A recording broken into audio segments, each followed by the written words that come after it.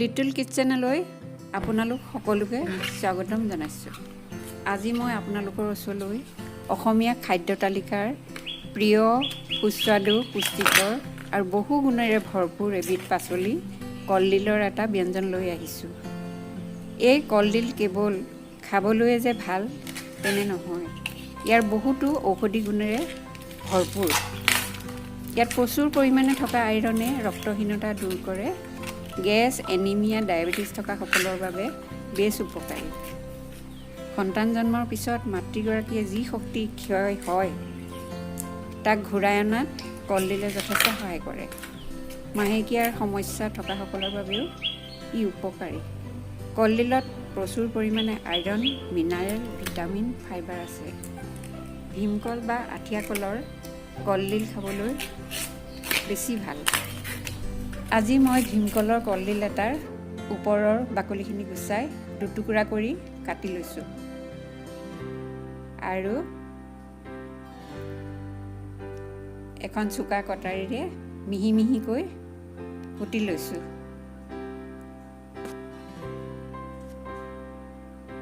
মিহি মিহিকৈ এনেদৰে কুটি লৈছোঁ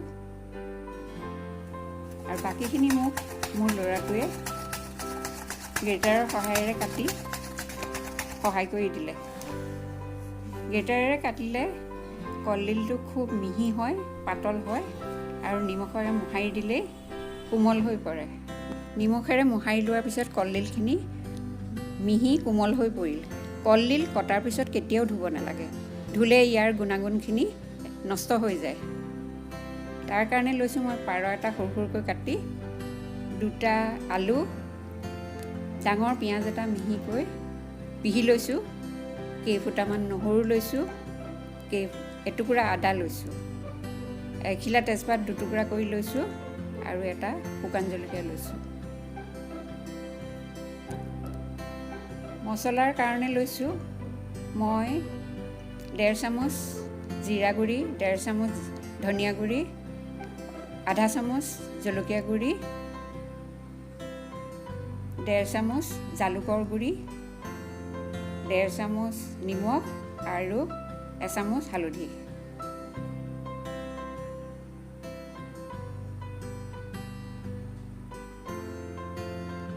এতিয়া মই গোটেই মছলাখিনি মাংসটোৰ লগত মিলাই মেৰিনেট কৰি ল'ম।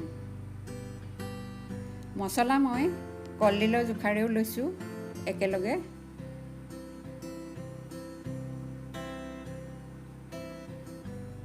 এই গোটেই বস্তুখিনি মই এতিয়া মেৰিনেট কৰি পেলাম। অকণমান তেল দিছোঁ, তেল দি এতিয়া গোটেইখিনি বস্তু সানি পেলাইছোঁ।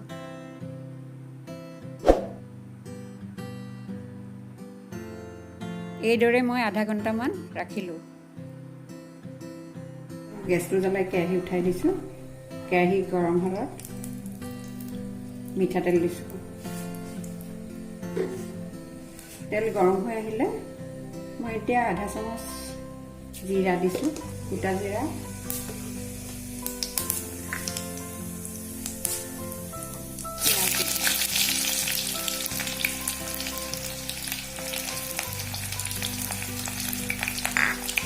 জলকীয়াটো দুটুকুৰা কৰি দি দিছোঁ, তেজপাত,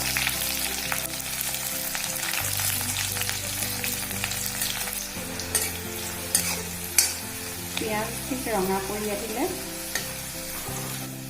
এতিয়া মই মেৰিনেট কৰি থোৱা পাৰ মাংস দি দিওঁ।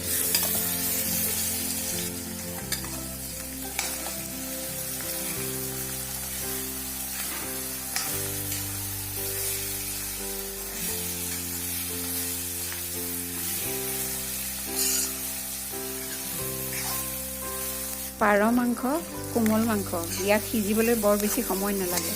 মাত্ৰ মাংসখিনি আৰু পিঁয়াজ, নহৰু, আদাৰ কেঁচা গন্ধটো গৈ ভজা ভজা হৈ গ'লে আলু দিব পৰা হৈ যাব।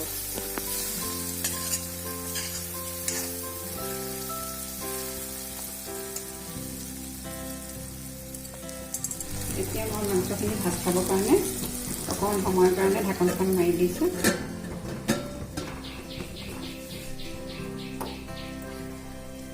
অকণমান ঢাকনখন খুলি লৰাই দিছোঁ। মাংসখিনি বেছ ভাজ খাইছে, ভজা ভজা নিচিনা হৈছে। এতিয়া মই আলুখিনি দি দিছোঁ।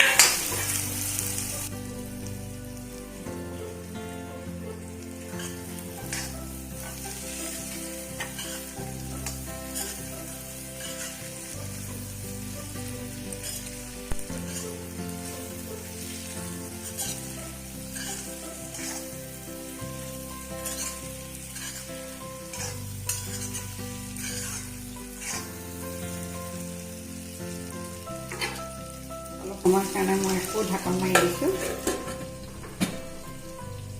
কেইটামানৰ পিছত মই পুনৰ ঢাকনখন খুলি দিছোঁ। এই মাংসৰ পৰা তেল ওলাই গৈছে। মাংস আৰু আলু বেছ ভাজ খাইছে। এতিয়া মই কলডিলখিনি দি দিছোঁ।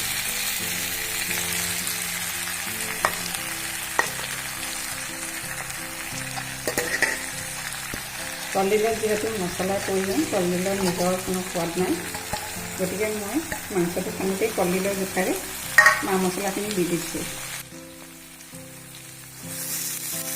কিছু সময় এইদৰে লৰাই লৰাই ভাজি থাকিব, যাতে গোটেই বস্তুখিনি ভালদৰে ভাজ খায়।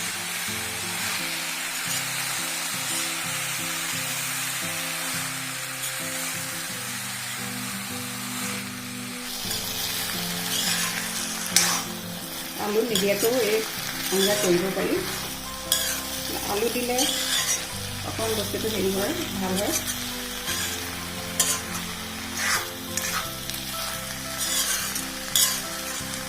কলডিলটো বেছ ভাজ খাইছে।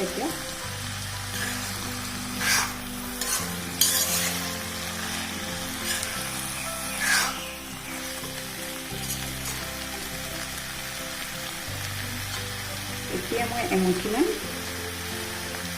ধুই থোৱা মচুৰ দাইল দিছোঁ। মচুৰ দাইল দিলে আঞ্জাখন অলপ মিহি হয় আৰু মোলায়েম হৈ পৰে।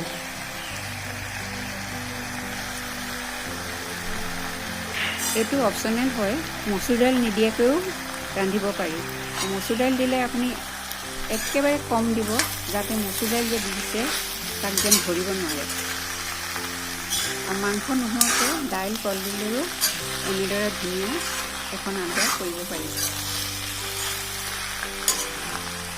মই চিমত ৰাখিছোঁ, কাৰণ লোহা কেৰাহী বৰ সোনকালে গৰম হৈ যায় আৰু লাগি ধৰিব বিচাৰে। কম জুইতে বহুত গৰম হয়। 5 মিনিটমানৰ পিছত কলডিল আৰু দাইল ভাজ খাই গৈছে আৰু মছলাও তাৰ লগত মিলি গৈছে। অলপ সময়ৰ পিছতে পানী দিব পৰা হৈছে। এতিয়া মই পানী দি দিছোঁ।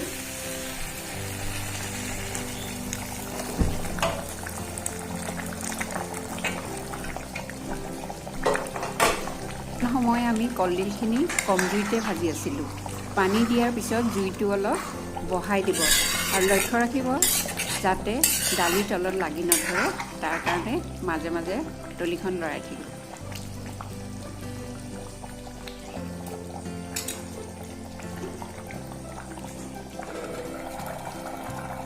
দহ মিনিটমানৰ পাছত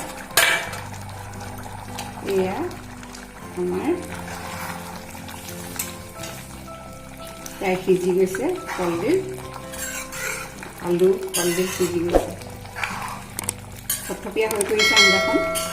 সময়ত মোৰ মায়ে এনেধৰণে ৰন্ধা আঞ্জাখন খাই আমি ভাই ভনী সকলোৱে বৰ ভাল পাইছিলোঁ, আৰু এতিয়াও মোৰ ল'ৰা ছোৱালীকেইটাই এই আঞ্জাখন খাই বৰ ভাল পায়।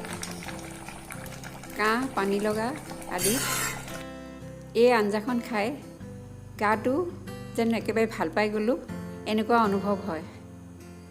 ভিডিঅ'টো চাই যদি আপোনালোকৰ ভাল লাগিল, তেনেহ'লে লাইক কমেণ্ট শ্বেয়াৰ কৰিব আৰু নতুন ভিডিঅ' পাই থাকিবলৈ ছাবস্ক্ৰাইব আৰু বেল আইকনটো অল কৰি টিপি দিব।